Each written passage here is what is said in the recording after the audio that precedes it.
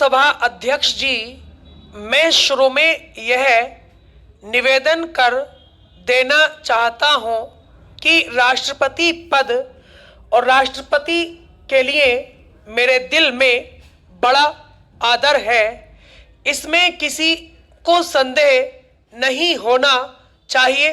लेकिन जब मैंने इस भाषण को पढ़ा है तो मुझे घोर निराशा हुई है और मुझे याद आता है कि इस तरह का भाषण आज तक इस सदन में पेश नहीं किया गया।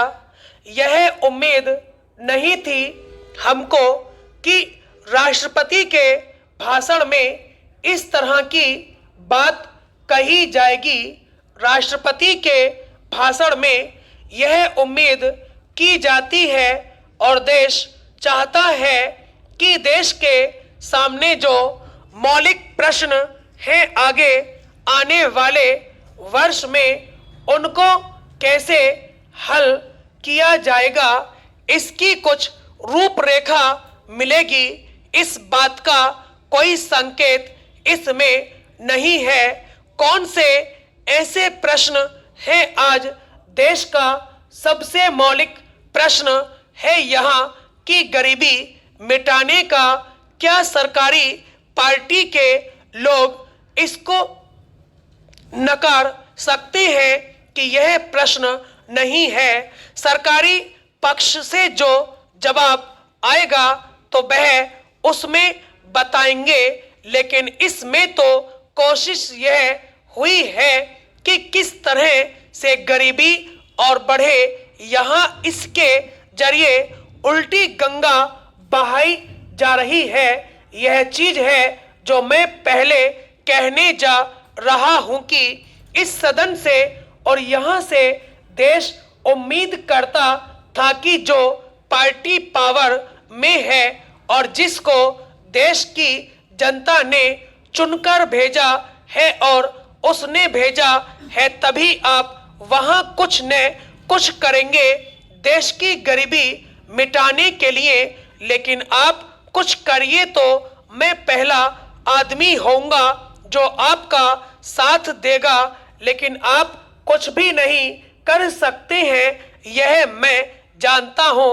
कहां आपकी ताकत है और कहां आपका कलेजा कांपता है, इसकी गहराई में मैं नहीं जाना चाहता, लेकिन मैं उसे जानता हूं। इस गरीबी को मिटाने के लिए इस भाषण में कुछ नहीं है और जो बातें इसमें दी गई हैं, इसमें कुल 40 मुद्दे हैं। इसमें पहला तो परिचयात्मक है और अंतिम में सदस्यों का स्वागत किया गया है। बाकी 38 मुद्दों में से एक भी मुद्दा ऐसा नहीं है जिससे सरकार इस देश की गरीबी को मिटा सकती हो। कहीं कुछ नहीं है और जो बातें दी गई हैं राष्ट्रपति के भाषण में, ये तो अखबारों में रोज छपती हैं और अक्सर छपती रहती हैं। मुझे ऐसा महसूस होता है कि सरकार को इस विषय पर सोचने के लिए पूरा समय नहीं मिला है और अगर मिला है तो जल्दी जल्दी इसको लिखा गया है, इसलिए कि कुछ बातें सिर्फ बता दे और उन को ही राष्ट्रपति के मुंह से कहलवा दे। अगर सच्चाई के साथ सोचा जाता तो हो सकता है कि इसमें पहला मुद्दा यह होता कि इस तरह से देश की गरीबी को मिटाया जा सकता है। मैं यह जानना चाहता हूं कि उसको आप एक दिन में मिटा नहीं सकते, लेकिन इस दिशा में आपकी तवज्जो होनी चाहिए थी जो दिखाई नहीं देती। महोदय, यह बहुत प्रसन्नता की बात होती यदि माननीय राष्ट्रपति जी की जो भावनाएं थी उसी के अनुकूल यह सरकार आचरण करती और तब हम धन्यवाद के प्रस्ताव पर यहाँ पर अपनी अहमियत देते। हमारे राष्ट्रपति जी विवाद के विषय नहीं, हम उनका सम्मान करते हैं, लेकिन सामान्यतः प्रजातंत्र में यह कसौटी है कि जो कुछ राष्ट्रपति जी कहते हैं वह राजतंत्र की एक सामान्य नीति है जो कि अगले वर्षों में बढ़ती जाएगी। इसलिए उसका विवाद के लिए आना और इस पर विवाद में पड़ना एक आवश्यक अंग है। आज धन्यवाद का प्रस्ताव प्रस्तुत करने के लिए जब हमारे मित्र पार्थ सारथी जी खड़े हुए तो ऐसा लगता था कि अच्छे वक्ता योग्य वक्ता होते हुए भी उनके पास बोलने के लिए कोई विशेष पदार्थ नहीं था, उनके पास बोलने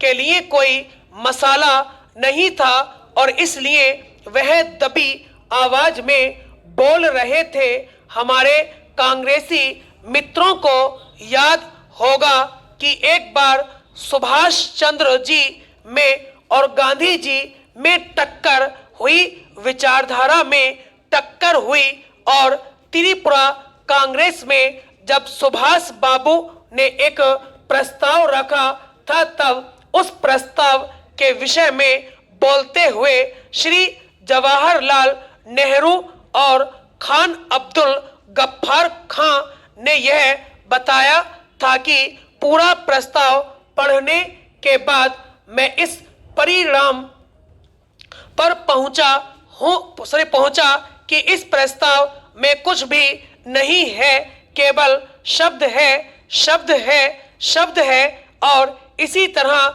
से आज 30 वर्ष के पश्चात इस अभिभाषण को पढ़ने के बाद मालूम होता है कि केवल शब्द है और इसके अतिरिक्त कुछ नहीं है। बहुत से मित्रों ने प्रांतों की बात की और बहुत से मित्रों ने शांति के मसीहा बनकर संसार को सीख दी और शुभ कामनाएं दी। न तो हम शांति के मसीहा हैं और न हम प्रांतीयतावादी हैं। जो हमारे देश में घटनाएं घट रही हैं उन घटनाओं के सामने हम कितनी प्रगति कर रहे हैं इस पर हम विचार करते हैं। यह बात सही है कि हम यह कल्पना नहीं कर सकते कि चाहे कोई भी राज कितना ही अच्छा क्यों न